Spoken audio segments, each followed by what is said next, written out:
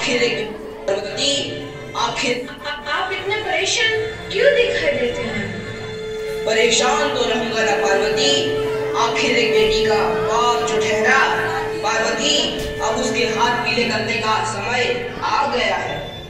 पर हमारी आनंदी तो अभी सिर्फ 9 साल की है। अभी तो उसके पढ़ने, लिखने और खेलने कूदने के दिन हैं। देख पार्वती, लड़कियां पराया दर्द होती है और जितना जल्दी इन्हें घर से विदा कर दे उतना अच्छा है। कल से आनंद की पढ़ाई लिखाई बंद।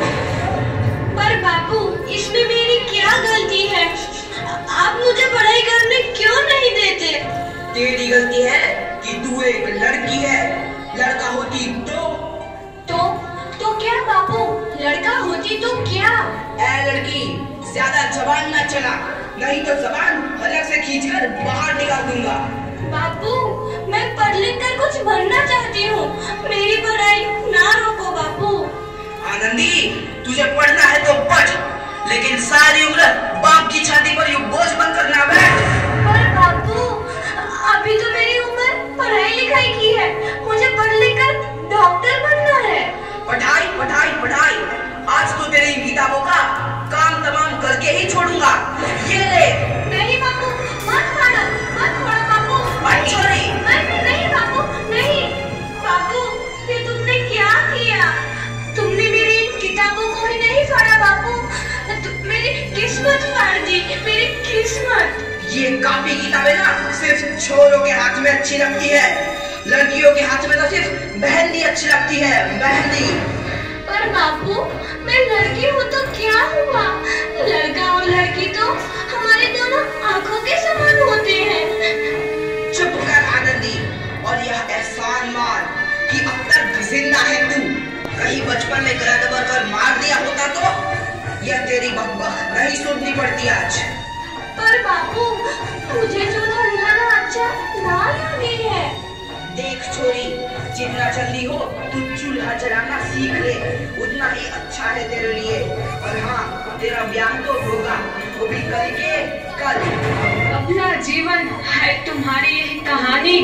आंचल में है दूध और आंखों में है पानी। मुझे माफ कर दे बेटी, तेरे बापू के जिद के आगे मेरी एक न चलेगी। माफ कर दे बेटी, मुझे माफ कर दे।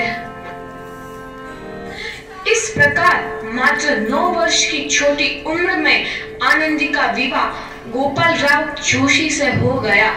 बाल विवाह एक सामाजिक कुरीति है और इस कुप्रथा का शिकार होना पड़ा आनंदी को। 5 वर्ष बाद आनंदी 14 साल की हो गई है। उसके घर एक शिशु ने जन्म लिया है। देखते हैं आगे क्या होगा। देखिए ना, इसे क्या हो गया है? इसका माथा तो अंगार की तरफ तप रहा है। इसे तो बहुत तेज बुखार है। आप बिना कुछ भी बोलते हैं, दीजिए मुझे। माधव, जल्दी से वैद्य जी को बुला के लाओ। जी, अभी बुला के लाता हूँ। ये तुम क्या कर रही हो आनंदी? भगवान की विभूति लगा रही हूँ। बस करो आनंदी, ये सब अंधविश्वास है। अरे आप यकीन तो कीजिए, भगवान की कृपा से इसका माथा ठंडा हो रहा है और बुखार भी उतर गया है ना बाबू? देखिए, दीजिए मुझे। उठो बाबू, आंखें खोलो, तुम्हें तुम्हारी माँ बुला रही है। आंखें खोलो, देखिए ना इसे क्या हो गया है। आंखें भी नहीं खोल रहा। आंखें खोलो बेटा। आप चुप क्यों है? आंखें खोलो बेटा, आंखें खोलो। आनंदी, हमारा बेटा कभी आंखें नहीं खोलेगा। नहीं, ऐसा नहीं हो सकता। मेरे बेटे को मुझसे कोई नहीं छीन सकता, कोई नहीं छीन सकता। पागल मत बनो आनंदी। माधव,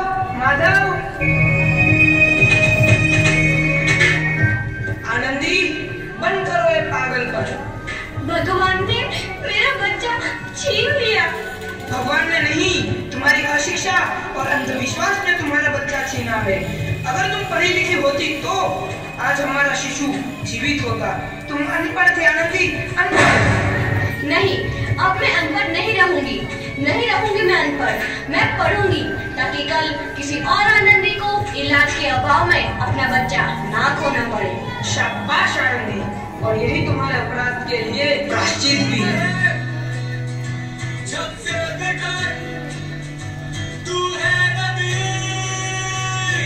आनंदी, तुम्हारी 12वीं का परिणाम आ गया है। तुमने पूरे कॉलेज में प्रथम स्थान अर्जित किया है। आनंदी, तुम्हारी मेहनत रंग लाई है। तुम्हें शिक्षा वृत्ति मिली है। ये लो तुम्हारे अमेरिका जाने की टिकट। मुझे शिक्षा वृत्ति मिल गई, मैं अमेरिका जा रही हूँ। पर ये सब मैं अकेले कैसे कर पाऊंगी? आनंदी, अपने आप को इतना कमजोर क्यों समझ रही हो? फिर इतना पढ़ने लिखने का क्या फायदा? तुम अभी गवार की गवार नहीं हूँ मैं अब गवार।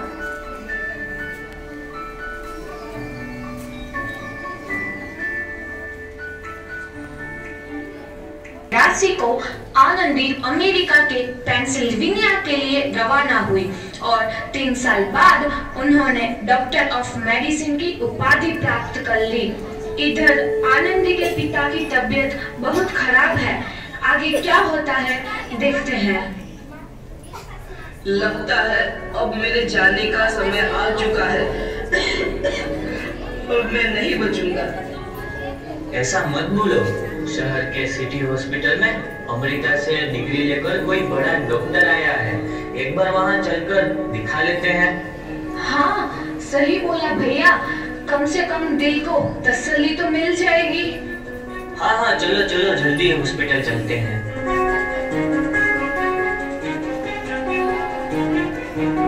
इस मरीज की हालत तो बहुत ही खराब है। कोई चमत्कार ही इसे बचा सकता है। ऐसा मत बोलो भाई, डॉक्टर साहब कब तक आ जाएंगे? लो आ गई डॉक्टर मैडम। डॉक्टर मैडम जल्दी देखिए, मरीज की हालत बहुत ही खराब है।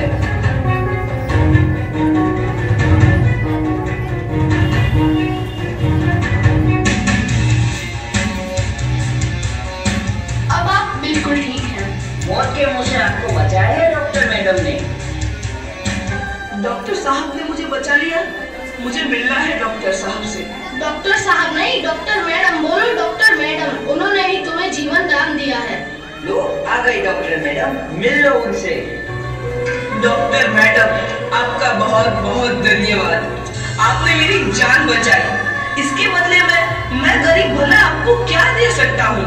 वचन चाहिए मुझे कि कभी ये नहीं कहोगे कि लड़कियां कुछ नहीं कर सकती। वचन? ये कैसा वचन? अरे श्यामला, तुमने पहचाना नहीं? तुम्हारी बेटी आनंदी। आनंदी? मेरी बेटी आनंदी डॉक्टर? हाँ बापू, वही आनंदी जिसके लिए बचपन में तूने चूल्हा और दूल्हा के अलावा कुछ नहीं सोचा था। आनंदी, आनंदी मेरी बेटी, मुझे माफ कर दे। मैं तेरा गुनहगार हूँ बेटी। नहीं नहीं बापू, वही आनंदी जिसके हाथ पीले करके तुम उसकी सारी जिंदगी काला कर देना चाहते थे।